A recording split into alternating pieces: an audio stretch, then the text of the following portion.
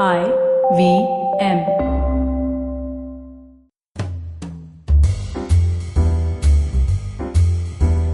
Have you ever felt that compelling need to do something only because you've got to do it?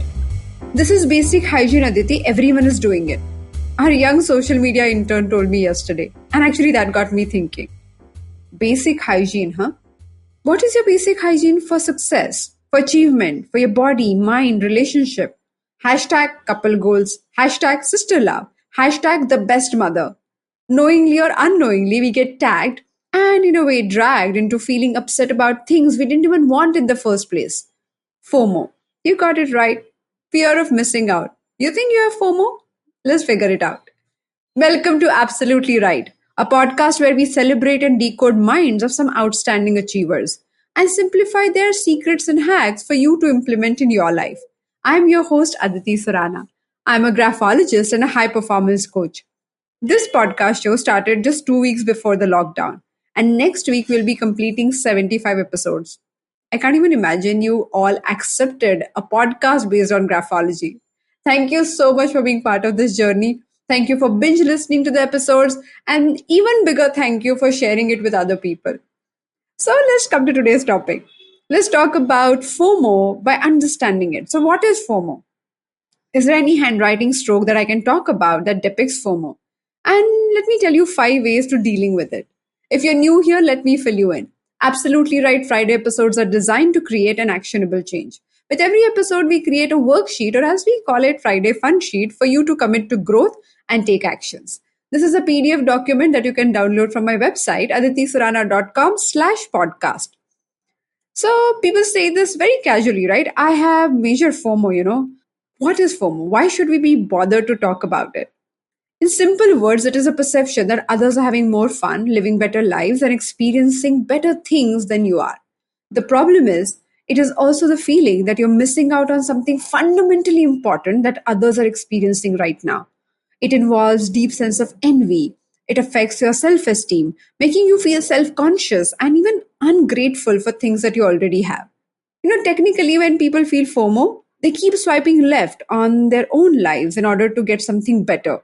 They keep putting filters on their own personalities until they hide all the flaws possible. With FOMO comes a compulsive need to be better than the other person.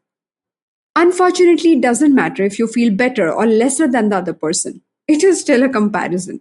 It doesn't matter if you're asking for validation for your great achievement or that small cup of tea that you made. It is still rooted in a lower self esteem. No amount of money can fill that void. That's why we meet people who keep buying bigger houses, better cars, and still feel lesser off. In one of the research studies, they asked students their actual reason for texting or posting on social media while driving. What is so crucial, urgent, or important that cannot wait for you to risk your life? The results were astonishing.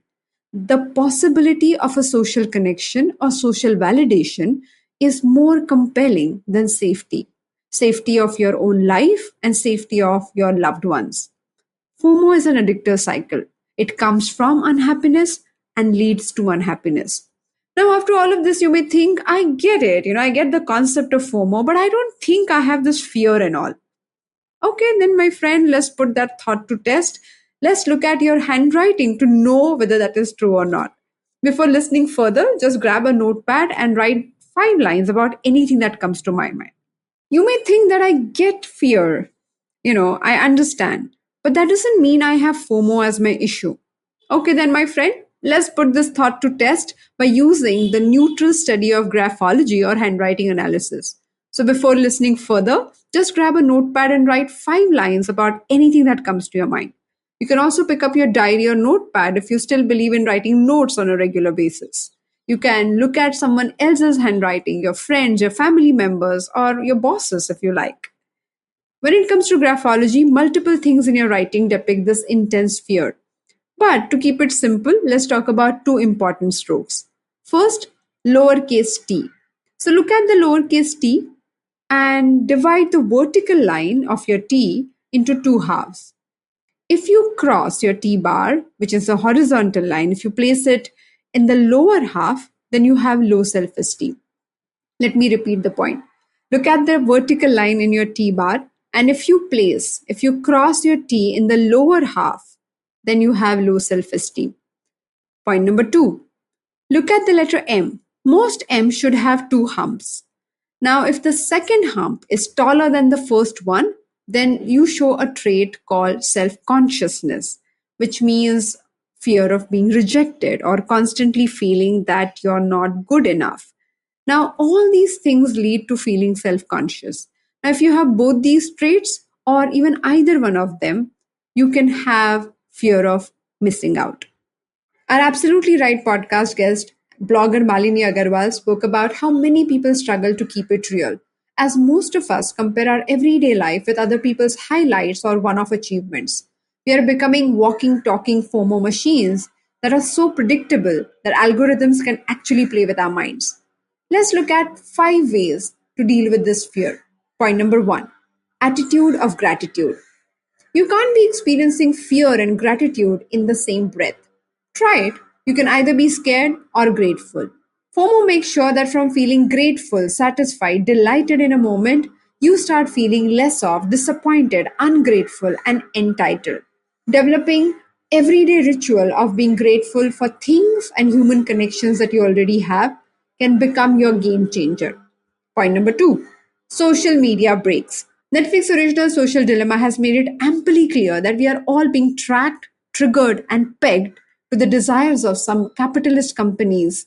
Our fear of missing out leads to more shopping, more traveling, more Instagram time, basically being more enslaved.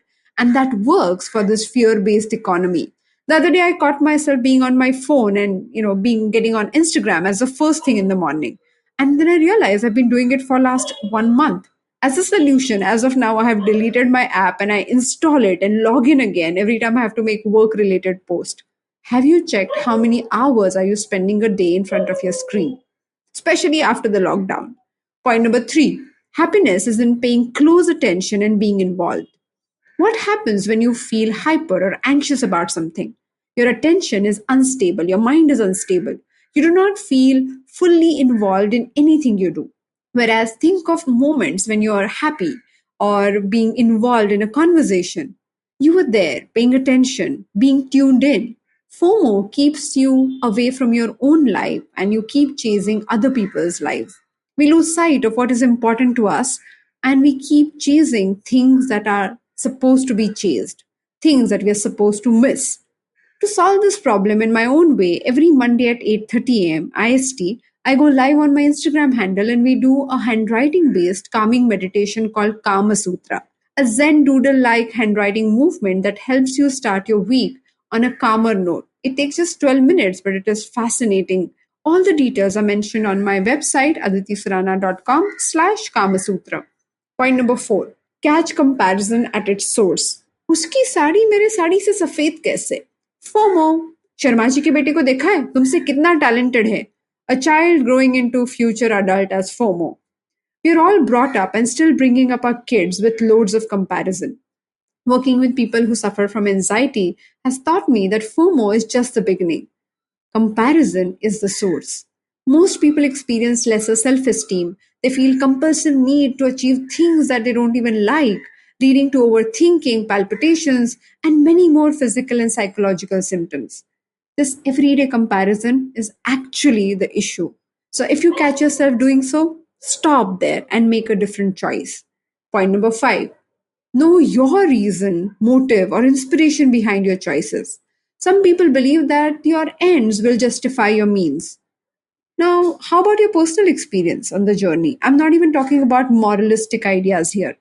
If you don't feel happy or involved in the process, then you would not enjoy the results. People don't realize it, and that's why they feel unhappy in spite of hoarding or collecting everything that they thought would make them happier. Ask yourself, why am I doing whatever I'm doing? Is it about fear?